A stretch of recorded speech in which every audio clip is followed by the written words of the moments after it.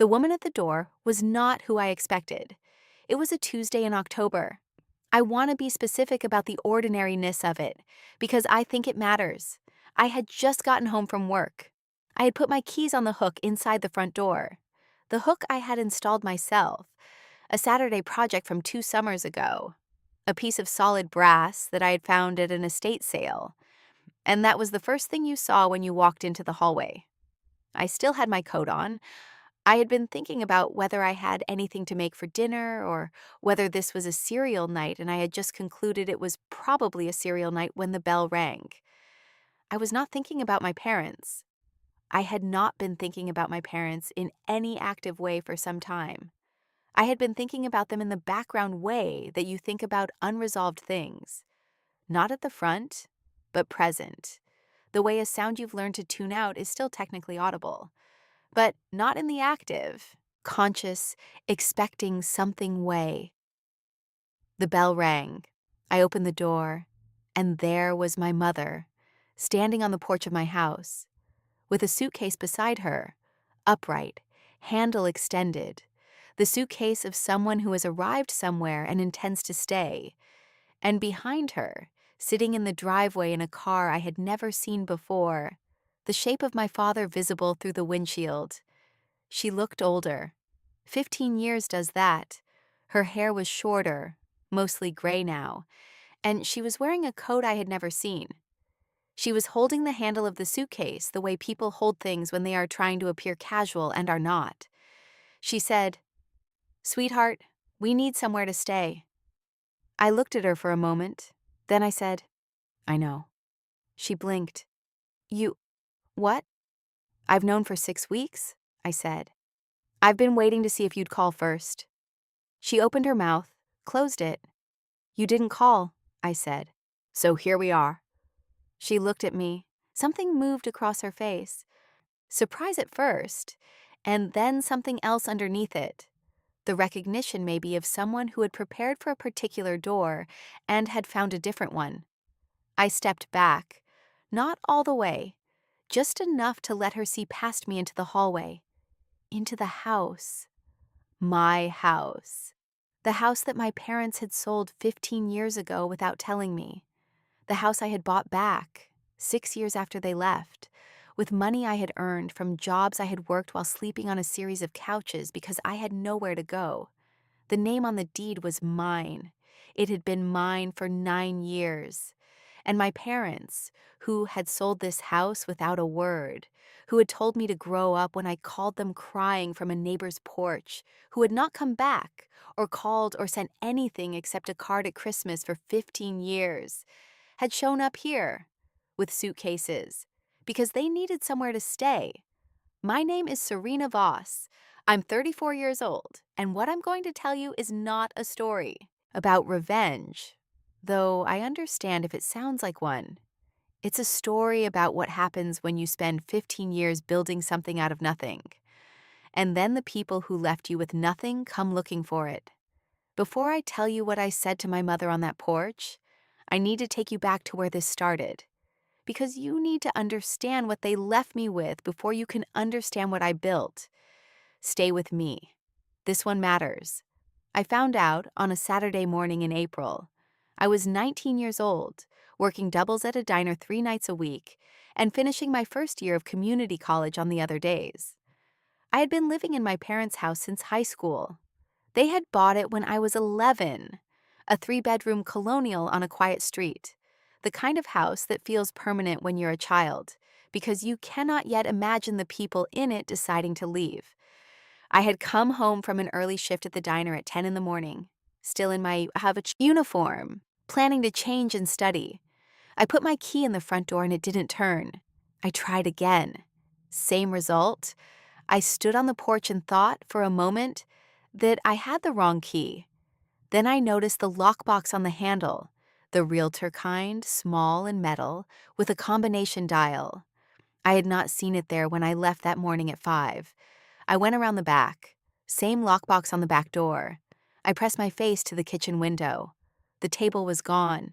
The chairs. The fruit bowl that had sat in the same spot on the counter for 8 years. My mother's coffee maker, the blue one she had gotten as a gift and would not throw away even when the carafe cracked, and we had started using the backup carafe from a set that didn't match, the mail basket on the wall beside the door, the dish rack, the calendar my mother replaced every January, the one with the photos of national parks that nobody had requested, but that appeared every year without explanation. All of it gone.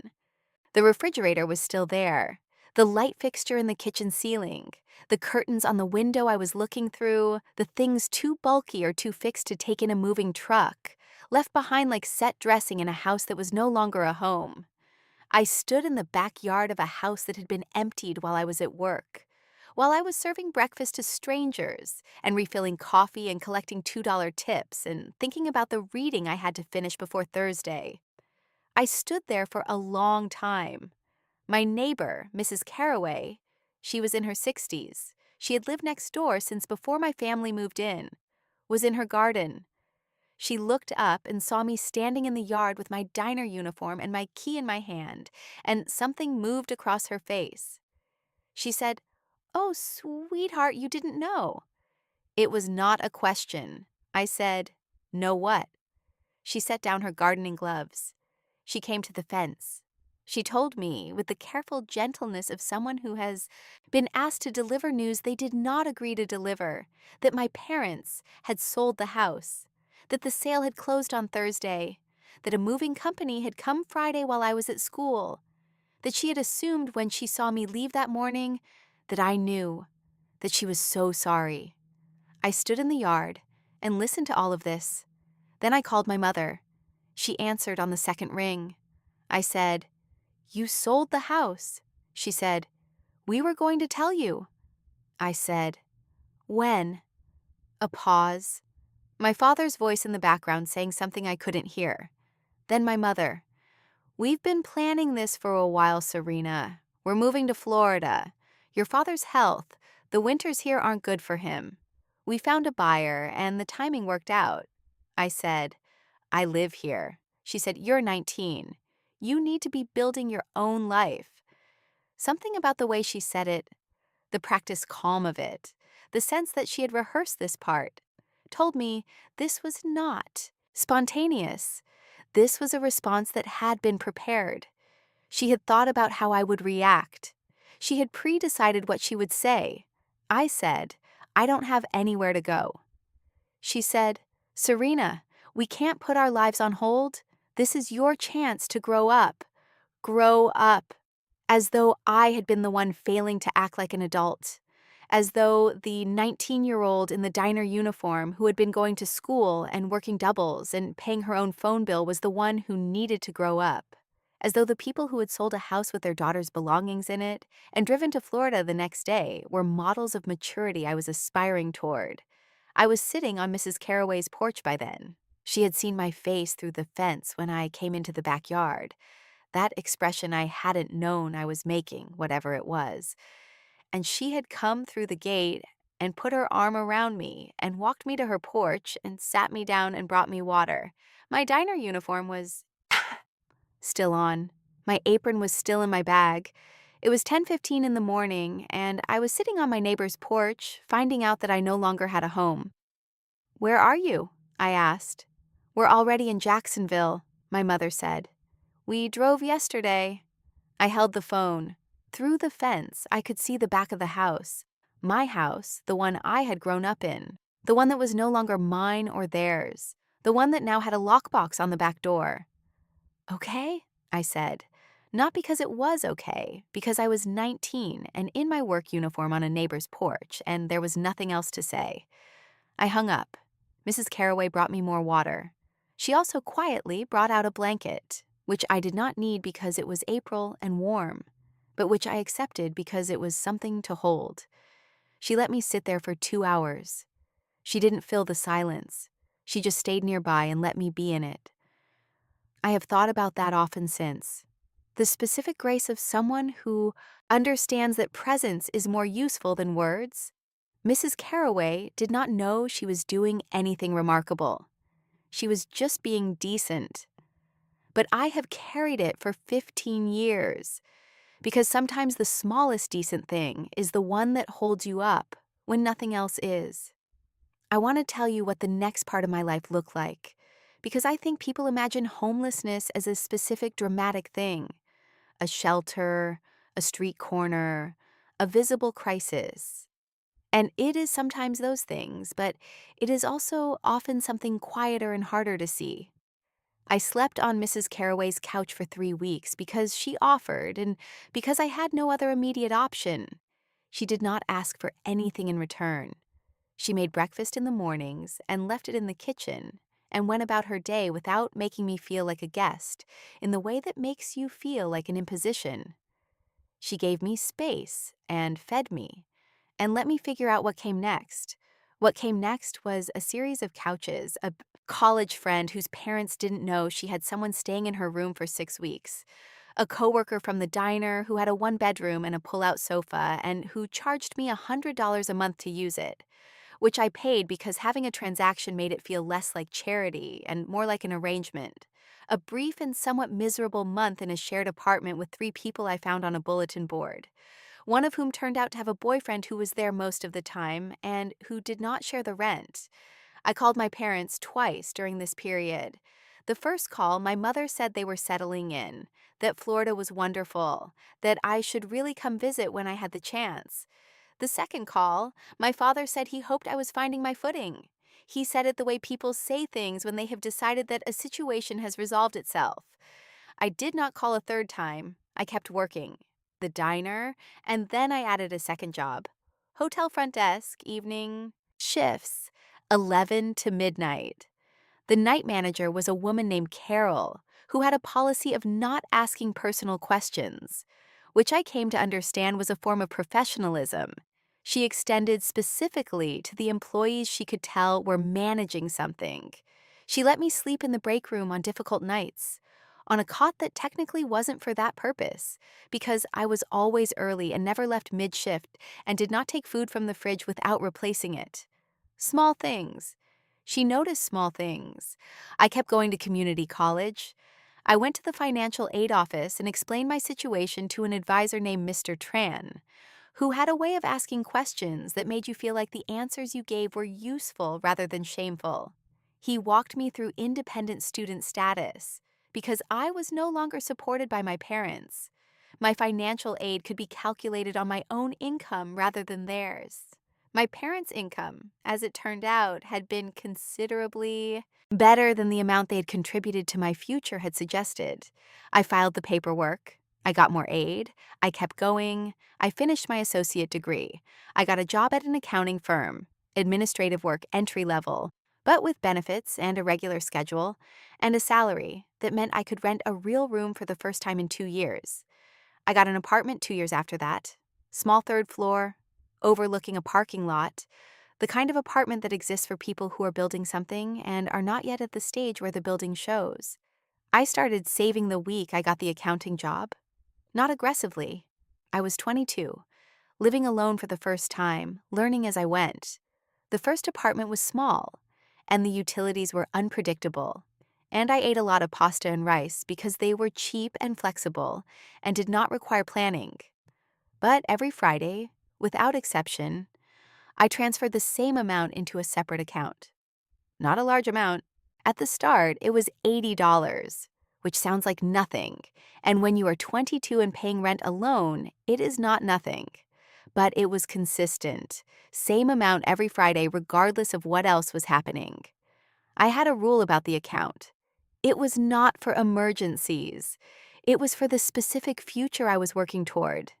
If something broke or went wrong, I dealt with it from my regular account, even if that meant a difficult month, because I had understood during the couch years that the only thing that had stood between me and that situation was not having money I had protected from the demands of the present. At 23, I got a small raise. I increased the Friday transfer. At 24, I got promoted. I increased it again. I tracked the account balance in a spreadsheet. Not obsessively. I looked at it once a month, on the first, the way you check in on something you are growing. I watched the number accumulate in the quiet way that consistent small things accumulate, slowly for a long time, and then at some point you don't quite notice. Not so slowly. I bought the house when I was 25. I should tell you about the house. I had not planned to buy that house specifically. I had been looking. The accounting firm had promoted me twice by then, and the salary had reached the point where homeownership was feasible in the spreadsheet I kept, and I was working with a realtor named Donna, who sent me listings twice a week and was patient about the ones I dismissed.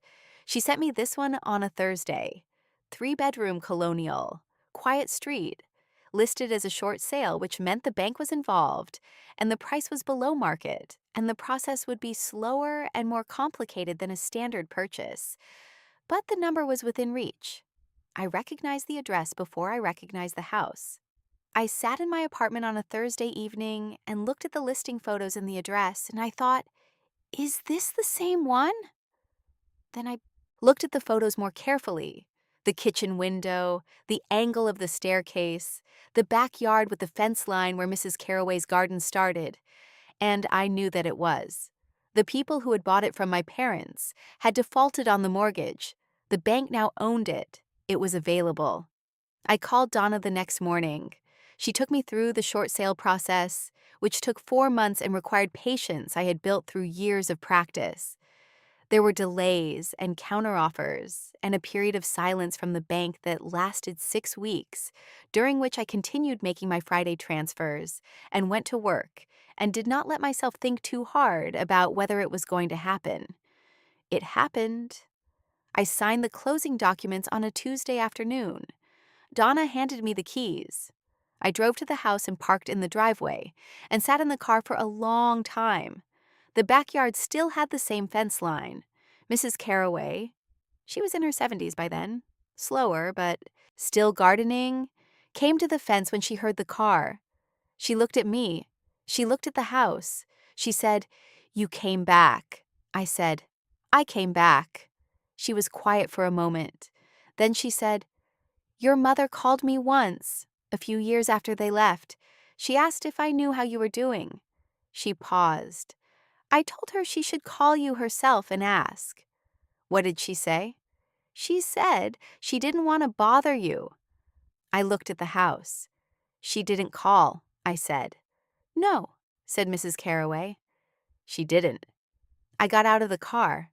I held the key in my hand for a moment before I used it. Not dramatically. I wasn't performing anything for anyone. There was no one watching. I just held it and understood what it was. This key, with my name in the public records, with my signature on the mortgage documents, with my Friday transfers in every account statement for years. I unlocked the front door. I walked through every room. The people who had bought it from my parents had repainted all the walls a neutral white that was nobody's choice in particular. The beige carpet in the living room replaced with laminate. The kitchen updated in ways that were practical and had no personality. Someone had lived here for 10 years and had left very little of themselves behind, which was its own kind of thing to notice. But the shape of it was the same. The particular way the afternoon light came through the back window in the kitchen, at an angle that was specific to this house on this street at this time of year. The sound the third stair made, not a creak exactly, more of a low groan, the kind of sound that is constant enough that you stop hearing it as a child, and then, as an adult returning, hear it so clearly it stops you. The way the hallway smelled. Old houses have a specific smell that is theirs and cannot be replicated or removed, and this one smelled the same way it had when I was 11, and we moved in and I ran through every room deciding which one would be mine. I stood in the kitchen where the table used to be. I thought, I'm back. I thought, this time, nobody made me leave. I thought, nobody can. I stood there for a long time. Then I called Donna and said thank you. Then I called a Daisy and said it happened. Then I sat down on the floor of the empty kitchen, my kitchen, and I stayed there until the light through the back window changed. I should tell you how I found out they were coming, because it was not a surprise. A realtor in Jacksonville had contacted me. My name had come up in the public records search related to my parents' property there, which they had owned, and were now in the process of selling under circumstances she described as motivated. She was not my realtor, and I was not her client. And she was calling me because she had found my name in a document related to a lien on the property and wanted to make sure I was aware. I was not aware. I had no lien on their Florida property. The paperwork, when I investigated, turned out to be confused. A common name, a filing error, nothing that affected me legally. But in the process of investigating, I learned what was happening. My parents were selling their Florida house in distress. The buyer had fallen through once. The price had been reduced twice. There were some financial entanglements I did not fully understand and did not investigate beyond what was necessary to confirm they had no impact on me. What I did understand was the shape of it. My parents were in difficulty. They were selling what they had, and the house they had sold 15 years ago, the house that was now mine, was the only place they had left that was connected to anything that felt like home. I knew they would come. I had 6 weeks to decide what I was going to do about it. I called a daze. She is my closest friend. We met at the accounting firm. She joined 6 months after me. And we had become friends in this specific way of two people who eat lunch at the same time and gradually realize they are talking about real things. She knew the full story. I had told her over a series of lunches in the first year of our friendship, the way you tell someone something that has been living inside you for a long time, in pieces, over multiple sittings, each piece followed by a pause where you wait to see if they adjust toward you or away. She had not adjusted away. She had asked questions and listened to the answers and said, once, when I was telling her about Mrs. Carraway's blanket, "That woman saved your life a little, I think." I had thought about that for a long time. I had decided she was right. I told a daze what was happening with my parents, what the realtor had told me, what I had confirmed through the public record search, the shape of what was coming. She was quiet for a moment. Then she said, "What do you want to do with it?" Not what do you think you should do, what do you want? I thought about it honestly. I thought, gave it real time. Not the reflexive answer, not the answer that sounds good, the actual answer. "I want them to have to ask," I said. She said, "Say more." Not beg, not grovel. I'm not interested in watching them grovel. That's not what this is. I want them to ask. A real ask. Specific. Not showing up with suitcases like they have a reservation somewhere and they've come to collect the room. An actual request, from them to me, acknowledging what the request is. And if they ask that way, then I'll decide what I want to do. But I'm not deciding until they ask. A daze was quiet for a moment. Then she said, "Okay. And what if they just show up?"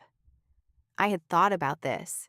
"Yeah, then they'll have to stand on the porch," I said, "while I decide." She said, "Fair." We talked for another hour about other things, her sister's new job, a book we were both reading, whether the Thai place near the office was going to survive the rent increase, normal things, the way you talk, about normal things when you've just made a significant decision and need the rest of the world to still be there. That was 6 weeks before my mother rang the bell on a Tuesday in October.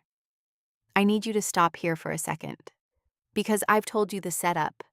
I've told you about the lockbox and the empty kitchen and the couch in Mrs. Carraway's house and 15 years of building from nothing. I've told you about the house with my name on the deed.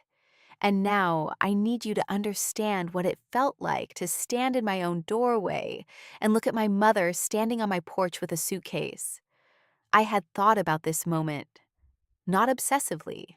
I had a life, a real one, and I was not spending my days rehearsing a confrontation. But I had thought about it the way you think about things that you know are coming. I had thought about what I wanted, not what she deserved, not what was fair. What I wanted, I had decided. Drop a comment. Tell me what you would have done. Would you have closed the door? Would you have let them in without conditions? Would you have made them stand there longer? Because what I actually did is not what most people expect. Subscribe so you see how this ends. Now let's go back to the porch. She stood there with the suitcase and my father still in the car, and the expression of someone who had been rehearsing something and had now, standing in front of the actual moment, lost the first line. I had known, from the moment I saw her through the window, that this was the moment I had been holding for 15 years. Not with anger. I had worked through most of the anger slowly, in the regular way that time and therapy and a good life work through things. With clarity. The clear understanding that what happened on this porch was going to set the terms for everything that came after it. I stepped back just enough. She saw the inside of the house, the hallway, the light fixture I had replaced, the coat rack I had built myself on a weekend 2 summers ago. She said, Did you? Yes, I said. You bought it 9 years ago. She absorbed this. I watched her absorb it. The specific rearrangement that happens when new information changes the shape of something you thought you understood. We need somewhere to stay, she said, just temporarily while we figure things out. I said, I know. We didn't know where else. Mom, my voice was even. Not cold. I want to be precise about that. Even. The voice of a person who has decided exactly what they are going to say and is saying it. I know why you're here. I've known for 6 weeks. She looked at me. Here's what's going to happen, I said. You're going to come inside. Dad is going to get out of the car and come inside. We're going to sit down, and you are going to actually tell me, what happened 15 years ago and what's happening now. Not the version where it made sense, the honest version. She was very still. And then, I said, we'll talk about what comes next.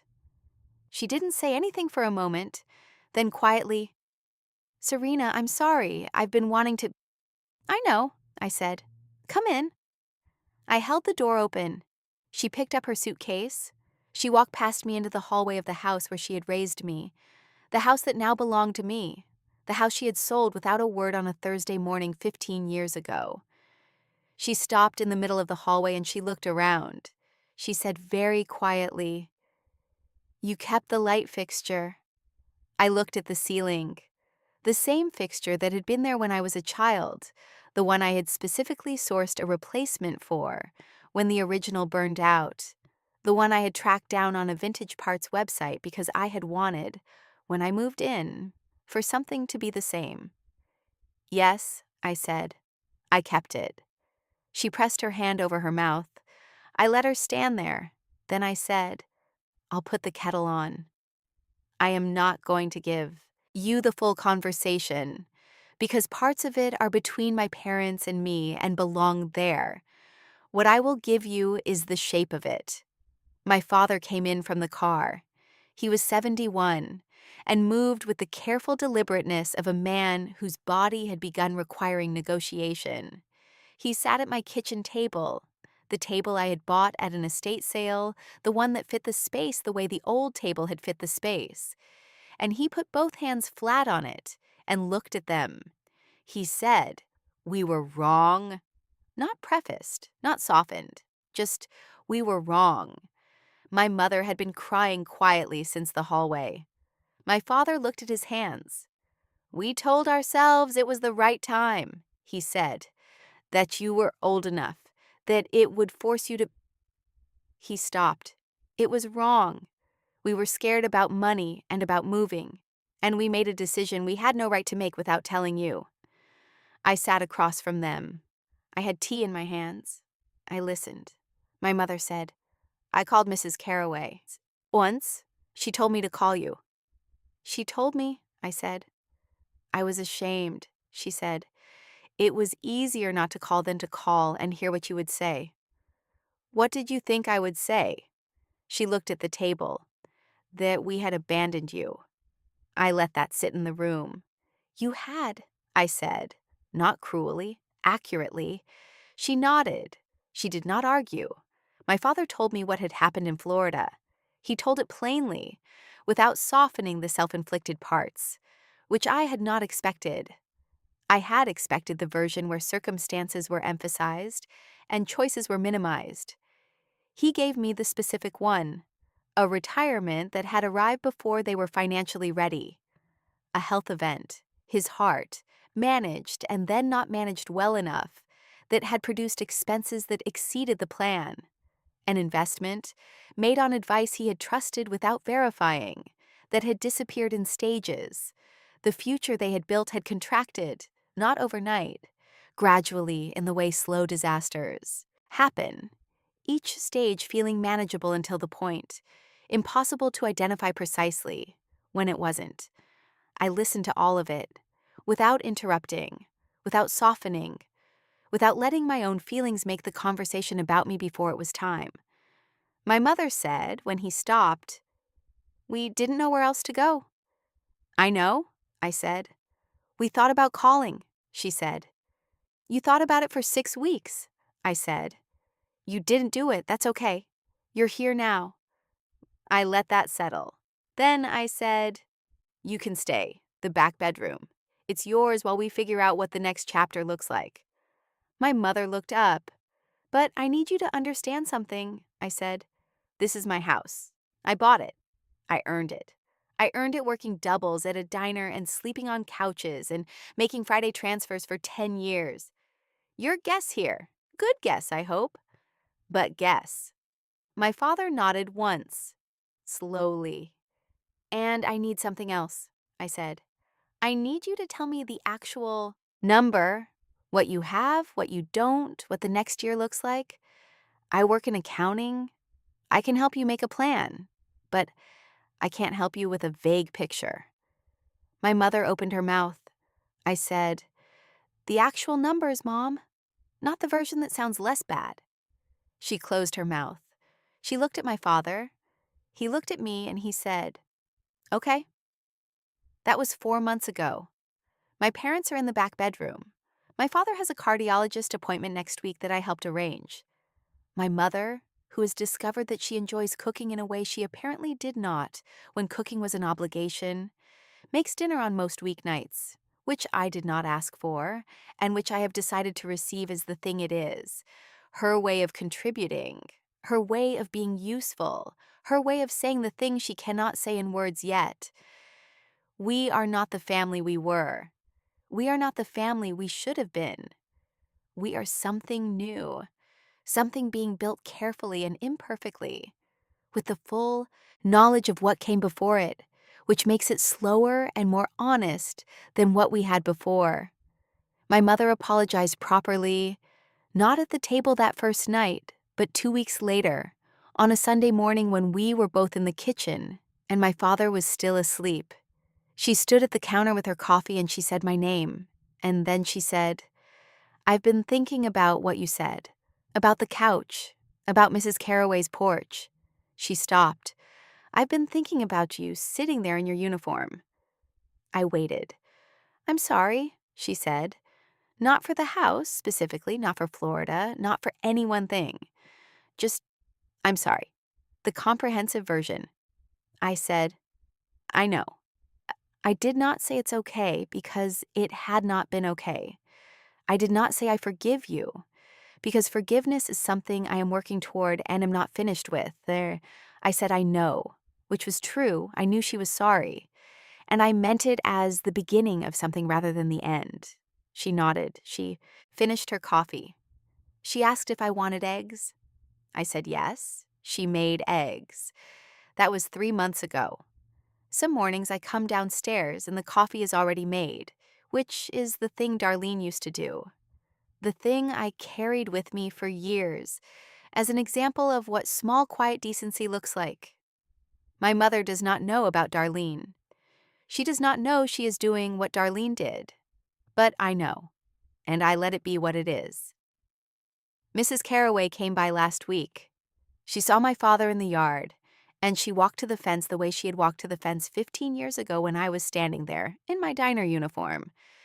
And she said something to him I couldn't hear from the porch. He nodded. She nodded.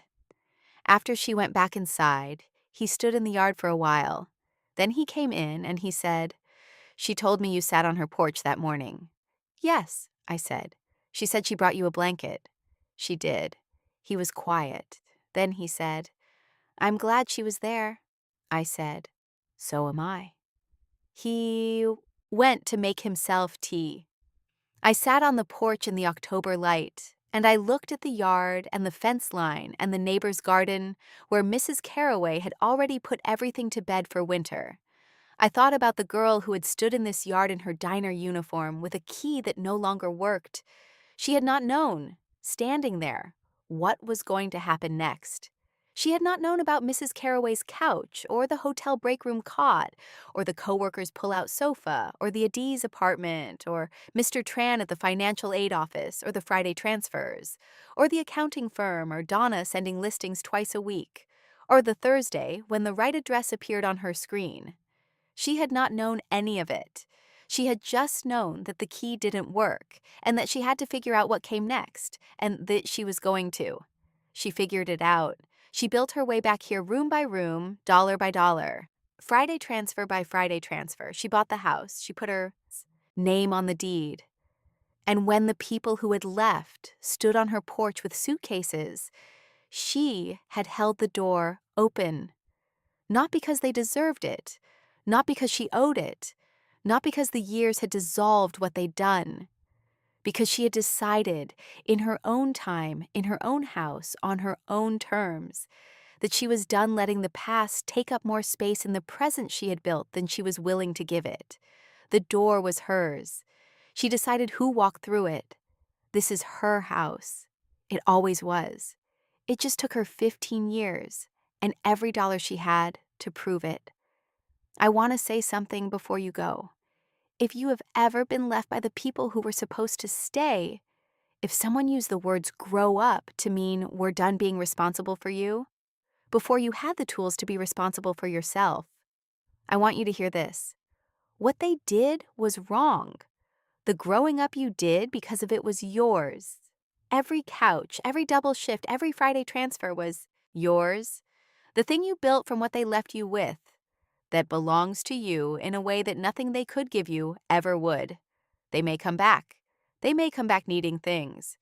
And you will get to decide, in your own time, on your terms, what you want to do with that. Not what you owe them. What you want. The door is yours. You decide who walks through it. Thank you for staying with me through this one. Leave me a comment. Tell me where you are.